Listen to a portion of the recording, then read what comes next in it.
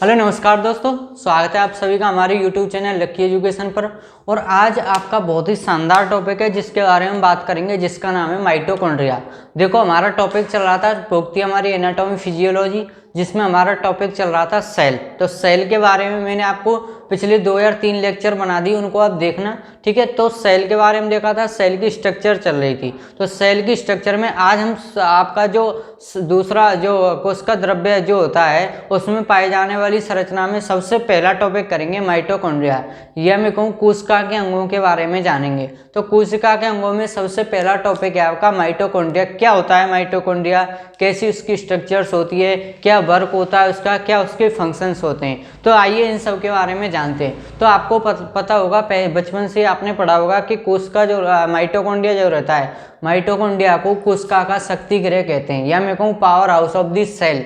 क्यों कहते हैं? क्योंकि ये हमारे लिए क्या करता है, एनर्जी प्रोवाइड करता है। हमारे मतलब सेल्स के लिए क्या करता है, एनर्जी प्रोवाइड करने का काम करता है। इसलिए माइटोकॉन्ड्रिया को क्या कहते हैं, powerhouse of the cell. तो 1 नंबर का क्वेश्चन बन जाता है कि कौन से सेल ऑर्गेनल को, कौन सा सेल ऑर्गेनल है, which cell organelle is known as the powerhouse of the cell. तो आपको आंसर बताना है माइटोकॉन्ड्रिया। या कह देगा कोशिका का शक्ति गृह किसे कहते हैं, 2-4 ऑप्शन में दे देगा, cell organelle, ribosome, mitochondria, lysosome, endoplasmic reticulum. तो आपको सही आंसर को क्या करना है, टिक करना है। वहाँ पर छोटे क्वेश्चन भी बन जाते हैं इसमें से, ठीक है। तो आप क्या करना है, इसको माइटोकॉन्ड्रिया बता दें, powerhouse of the cell, because it provide energy to the cell. ये क्या करता है, सेल को एनर्जी प्रोवाइड करने का काम करता है। और इसकी स्ट्रक्चर्स की हम बात करें तो सबसे पहले देखो ध्यान रखना, इसमें 2 स्ट्रक्चर्स दो मेम्ब्रेन पाई जाती हैं। ये एक ऐसा सेल ऑर्गेनल है जिसमें क्या पाई जाती हैं, 2 मेम्ब्रेन पाई जाती हैं, एक तो आउटर मेम्ब्रेन, एक इनर मेम्ब्रेन। एक बाहरी वाली लेयर, देखो यहाँ पे ये स्ट्रक्चर दिख रही है इसकी, एक अंदर वाली लेयर ये हो गई, और एक ये वाली, 2 मेम्ब्रेन पाई जाती है इसमें। चलो इसके बारे में देख लेते हैं पहले बेसिक थोड़ा सा क्या होता है इसके बारे में। देखो सबसे पहला पॉइंट है आपका, यह कोशिका द्रव्य में पाए जाने वाली एक महत्वपूर्ण संरचना है। तो बात करें हम इसकी माइटोकॉन्ड्रिया की, कहाँ पर सिचुएटेड रहता है, मतलब प्रेजेंट कहाँ पर रहता है। तो प्रेजेंट मतलब इसकी उपस्थिति की बात करें तो कोशिका में हमने पढ़ा था साइटोप्लाज्म। कोशिका जब देखी थी तो कोशिका के अंदर क्या पाया जाता है, कोशिका द्रव्य पाया जाता है। जैसे सपोज दैट देखो यहाँ पर ये सेल है, सेल मेम्ब्रेन हो गई, ये न्यूक्लियस हो गया, ये लिक्विड कंपोनेंट क्या था बताओ, लिक्विड कंपोनेंट जो भी था वो क्या था, साइटोप्लाज्म या कोशिका द्रव्य था। तो इस कोशिका द्रव्य के अंतर्गत ही क्या पाया जाता है, माइटोकॉन्ड्रिया पाया जाता है। देखो सेल होती है बहुत छोटी है लेकिन काम बहुत खतरनाक है इसका, ठीक है। चलो इसके बारे में नेक्स्ट देखो, साइटोप्लाज्म के अंतर्गत ही क्या पाया जाता है, मैंने कहा था साइटोप्लाज्म वाला पीछे वीडियो, उसको देखना, कौन कौन से सेल ऑर्गेनल हैं या कौन कौन से कोशिका के अंग हैं जो कहाँ पर पाए जाते हैं, कोशिका द्रव्य में पाए जाते हैं, ठीक है, उनको देखना आप, ठीक है। तो कोशिका द्रव्य में पाई जाने वाली एक महत्वपूर्ण संरचना है, या मेरे को स्ट्रक्चर है, क्या है, स्ट्रक्चर है, ठीक है। पहला पॉइंट क्लियर, पाया कहाँ जाता है, कोशिका द्रव्य में पाया जाता है, डन। नेक्स्ट पॉइंट है आपका, देखो यहाँ पर powerhouse of the cell, ये बहुत ही इंपॉर्टेंट है। ये यहाँ पर क्या है, बहुत ही इंपॉर्टेंट है, सीधा सीधा पूछा जाता है। कोशिका जो माइटोकॉन्ड्रिया जो रहता है उसको कोशिका का शक्ति गृह क्यों कहते हैं, तो आपको आंसर देना है क्यों। देखो यहाँ पर लिख रहा है, इसे कोशिका का शक्ति गृह भी कहते हैं। पहला पॉइंट तो बता देना माइटोकॉन्ड्रिया के बारे में, माइटोकॉन्ड्रिया को कोशिका का शक्ति गृह कहते हैं। क्यों कहते हैं, क्यों क्यों क्यों, क्वेश्चन मार्क लगा दो, क्यों।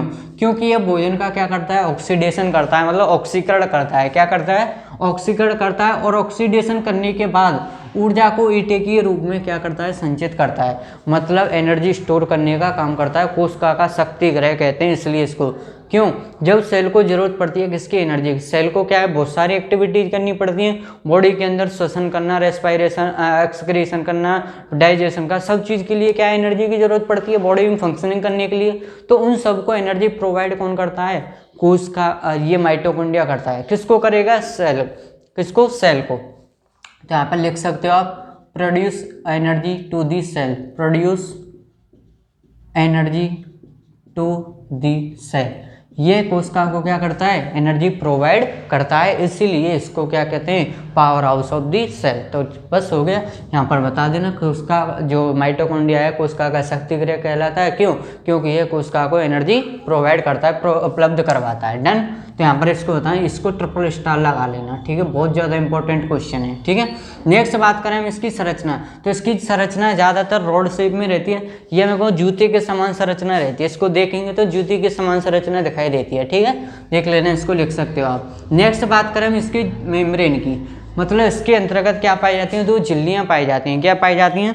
दो झिल्लियाँ पाई जाती हैं। झिल्ली मतलब परत, या मैं कहूँ मेम्ब्रेन, या तो परत कह लो या झिल्ली कह लो, बात एक ही है, झिल्ली या परत या मेम्ब्रेन भी कह सकते हो। तो इसमें दो मेम्ब्रेन पाई जाती हैं जिनका नाम है इनर मेम्ब्रेन और एक आउटर। देखो माइटोकॉन्ड्रिया की स्ट्रक्चर यहाँ पे दिख रही है, तो बाहर वाली जो लेयर है उसको क्या बोलते हैं, आउटर मेम्ब्रेन और माइटोकॉन्ड्रिया, और ये इनर मेम्ब्रेन, ठीक है, inner membrane and outer membrane. देखो ये कह रही बाहरी मेम्ब्रेन और ये कह रही आंतरिक मेम्ब्रेन, दो इसमें मेम्ब्रेन पाई जाती हैं। तो यहाँ पर मेम्ब्रेन के वर्क की बात करें, नमस्ते, मेम्ब्रेन के वर्क की बात करें तो यहाँ पर देखो मेम्ब्रेन क्या कर रही है, ये जो मेम्ब्रेन है ये क्या कर रही है, यहाँ पे कोई भी सब्सटेंस जो आता, मतलब यहाँ पर देखो किसी भी सब्सटेंसेस को अलाउ करना है, यहाँ से अंदर जाना है, तो पहले कहाँ से जाएगा बताओ, आउटर मेम्ब्रेन से जाएगा, फिर अंदर। तो यहाँ पर कुछ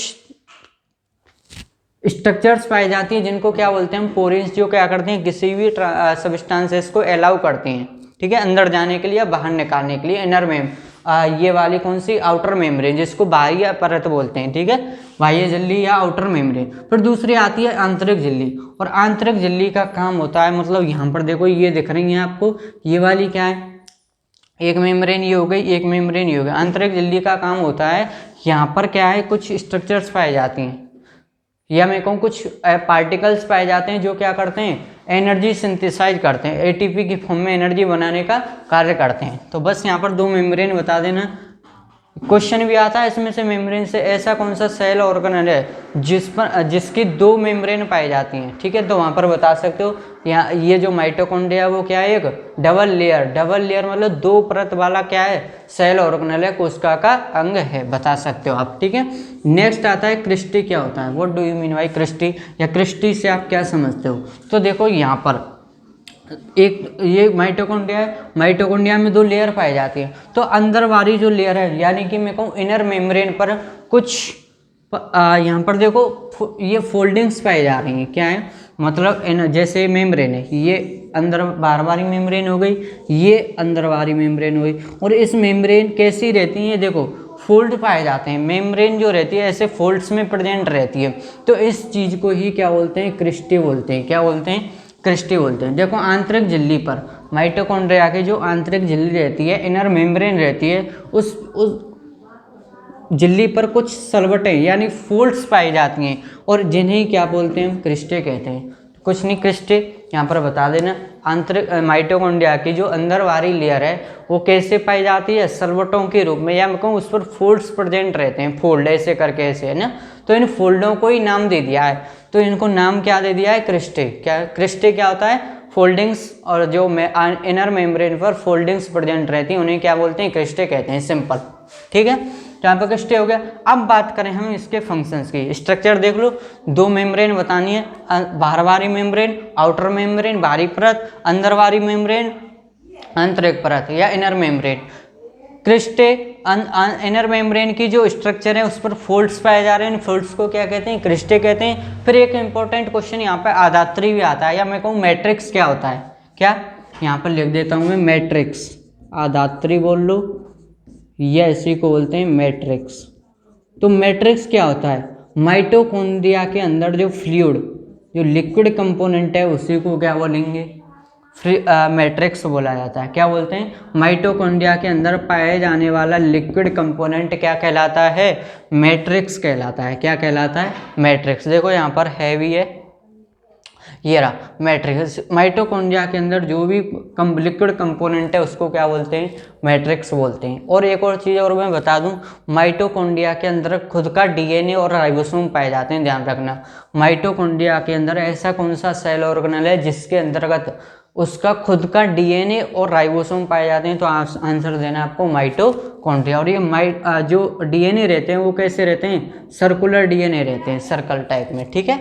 राइबोसोम पता ही है क्या काम करता है, प्रोटीन स्टोर करना, मतलब protein factory of the cell कहलाता है कौन, राइबोसोम। फिर आता है नेक्स्ट, ये स्ट्रक्चर हो गई यहाँ पर इसकी। अब बात करते हैं इसके फंक्शंस की। क्वेश्चन आ गया, राइट एनी 2 फंक्शंस या 4 फंक्शंस ऑफ माइटोकॉन्ड्रिया। तो माइटोकॉन्ड्रिया के कार्य बताइए। तो सबसे पहला काम तो आपको पता ही है, क्या काम करता है बताओ, यह क्या करता है, एनर्जी प्रोवाइड करने का काम करता है, इसलिए इसके क्या कहलाता है, powerhouse of the cell. देखो माइटोकॉन्ड्रिया कोशिका के लिए क्या कर रहा है, एनर्जी का स्रोत है, जिससे जैविक क्रियाएं पूर्ण होती हैं। बॉडी के अंदर जितनी भी एक्टिविटीज हो रही हैं वो किससे हो रही हैं, हमें क्या मिलती है, एनर्जी। और एनर्जी ध्यान रखना, ये जो एनर्जी मिल रही है वो कौन सी फॉर्म में मिलती है, एटीपी की फॉर्म में मिलती है। अब आ गया एटीपी क्या है, तो एटीपी क्या है, एक फॉर्म है एनर्जी की जिसका फुल फॉर्म होती है एडिनोसिन ट्राइफॉस्फेट। यहाँ पर लिख देता हूँ मैं, एडिनोसिन ट्राइफॉस्फेट, ठीक है, देख लेना इसको, एडिनोसिन ट्राइफॉस्फेट। एटीपी की फॉर्म में हमें क्या मिलती है, एनर्जी मिलती है। नेक्स्ट काम है इसका, ऑक्सीजन की उपस्थिति में प्रेजेंस ऑफ ऑक्सीजन, ऑक्सीजन की प्रेजेंस पोषक पदार्थों को एटीपी के रूप में परिवर्तित करना, मतलब यहाँ पर आता है एरोबिक रेस्पिरेशन। एरोबिक रेस्पिरेशन क्या होता है, जो ऑक्सीजन की उपस्थिति में होता है। ऑक्सीजन 2 प्रकार का, एरोबिक अनएरोबिक, ठीक है। एरोबिक जो किसकी प्रेजेंस में हो रहा है, ऑक्सीजन की में प्रेजेंस में हो रहा है। तो यहाँ पर ये क्या करता है माइटोकॉन्ड्रिया, ऑक्सीजन की उपस्थिति में क्या करेगा, मतलब एटीपी के रूप में क्या करता है, मतलब जो पोषक पदार्थ हैं, आपने फूड खाया, फूड भोजन किया, भोजन के में क्या पाए जाते हैं, न्यूट्रिएंट, कार्बोहाइड्रेट, प्रोटीन, फैट वगैरह, ठीक है, बहुत सारे न्यूट्रिएंट हैं। तो इनमें से पोषक पदार्थों को क्या कर रहा है, ये ऑक्सीजन की उपस्थिति में कन्वर्ट कर रहा है, किसमें, एटीपी के रूप में, मतलब एनर्जी प्रोवाइड करने का काम कर रहा है, ठीक है। तो यहाँ पर लिख सकते हो हेल्प्स इन एरोबिक रेस्पिरेशन। अब आपको बताया जो असली जो रेस्पिरेशन है ना बॉडी के अंदर, सेल, और सेल में भी कौन करता है, ध्यान रखना, माइटोकॉन्ड्रिया। यहाँ से तो अपन O2 लेते हैं और CO2 निकालते हैं, लेकिन असली जो रेस्पिरेशन है वो कहाँ पर होता है, हमारी बॉडी के अंदर। और बॉडी के अंदर कहाँ, बॉडी में क्या पाए जाते हैं, हमारी सेल्स पाए जाते हैं। बॉडी किससे मिली है, सेल से। तो सेल के अंदर भी क्या पाया जाता है, माइटोकॉन्ड्रिया। तो माइटोकॉन्ड्रिया में ये माइटोकॉन्ड्रिया जो है उसमें क्या हो रही है, प्रोसेस हो रही है, ठीक है, रेस्पिरेशन की। तो हम कह सकते हैं रेस्पिरेशन हो रहा है, वो कैसा हो रहा है, यहाँ पर कोशिका के लेवल पर हो रहा है, इसलिए इसको कहते हैं सेलुलर रेस्पिरेशन। कौन सा रेस्पिरेशन, सेलुलर लेवल पर, कहाँ पर, सेलुलर, सेल के अंदर, माइटोकॉन्ड्रिया में। नेक्स्ट है यहाँ पर कैल्शियम उपापचय में भी सहायक है। कैल्शियम जो मेटाबॉलिज्म में उसमें भी ये क्या करता है, सहायता करता है, ठीक है। नेक्स्ट है हीट प्रोडक्शन में सहायक, हमें जब हीट की जरूरत पड़ती है तो हीट भी क्या करता है, प्रोड्यूस करता है, ठीक है।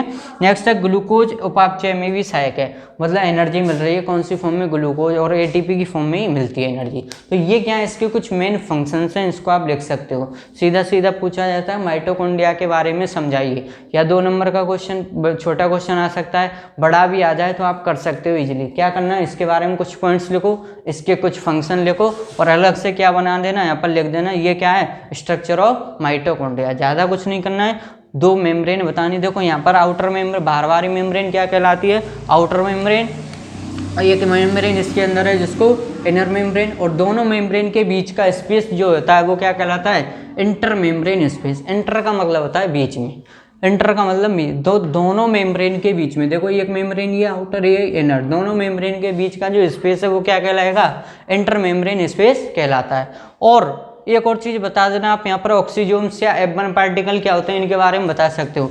तो अंदर वाली जो मेम्ब्रेन है, इनर मेम्ब्रेन पर कुछ पार्टिकल्स पाए जाते हैं जिनका काम होता है एटीपी सिंथेसिस करना, एटीपी के रूप में क्या एनर्जी बनाना, ठीक है, स्टोर करना, बनाना। तो ये कार्य किसका होता है, यहाँ पर बता सकते हो, अंदर वाली जो मेम्ब्रेन है, आंतरिक membrane of mitochondria, inner membrane of mitochondria, कुछ पार्टिकल्स पाए जाते हैं, उन पार्टिकल्स को क्या कहते हैं, ऑक्सीजोम, जिनका काम क्या होता है, एटीपी सिंथेसाइज करना, बनाना, ठीक है। और यहाँ पर डीएनए बता सकते हो, क्रिस्टे फोल्डिंग्स को कहते हैं, राइबोसोम प्रेजेंट रहते हैं, मैट्रिक्स लिक्विड। तो यहाँ पर ये स्ट्रक्चर आप इसके बारे में बता सकते हो। तो ये हुआ हमारा माइटोकॉन्ड्रिया वाला टॉपिक कंप्लीट। सेल ऑर्गेनल पहला हमने कंप्लीट कर लिया है, माइटोकॉन्ड्रिया। नेक्स्ट लेक्चर हम नेक्स्ट और सेल ऑर्गेनल उसको नेक्स्ट लेक्चर में देखेंगे। तो आप वीडियो को देखना और कमेंट करके ज़रूर बताना आपको वीडियो कैसी लगी, और दोस्तों को ज़रूर शेयर करें। धन्यवाद।